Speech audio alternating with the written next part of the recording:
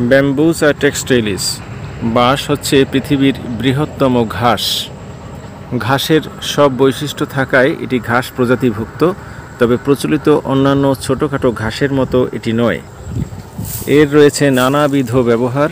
গৃহস্থলীর ঘর নির্মাণ থেকে শুরু করে অন্যান্য অনেক তৈজসপত্র ব্যবহারে এর প্রয়োজনীয়তা এখনও বিদ্যমান। যদিও বাঁশ দেয়া কথাটি অনেক তুচ্ছ তাচ্ছিল্যার্থে ব্যবহৃত হয়, তবে এই বাঁশের কিন্তু রয়েছে নানাবিধ উপযোগিতা। এখন ফাল্গুন মাস, বাঁশের বিভিন্ন অংশ টুকরো করে সেগুলোকে জাগ দিয়ে সেখান থেকে বাঁশের চারা উৎপাদন করে রোপণ করার এখনই সময়, এখনই সিজন।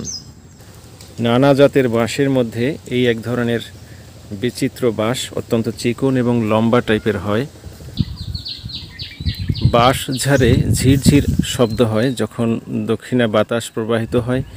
এই ঝিরঝির বাতাস এবং এর নিরিবিলি থাকার যে অবস্থানটি, এ কারণে অনেকে বলে থাকেন যে বাঁশ ঝাড়ে ভূত থাকে। আসলে বাঁশতলায় বেশ আরামদায়ক একটি পরিবেশ বিরাজ করে, ন্যাচারাল এসি হিসেবে কাজ করে এই বাঁশঝাড়। এছাড়া ভূমিক্ষয় রোধেও এই বাঁশঝাড় রোপণের অনেক উপকারিতা লক্ষ্য করা যায়। আমাদের দেশে মানুষ মারা গেলেও কবরের উপরে এই বাঁশের পাটাতন দিয়ে সমাহিত করার রেওয়াজ রয়েছে।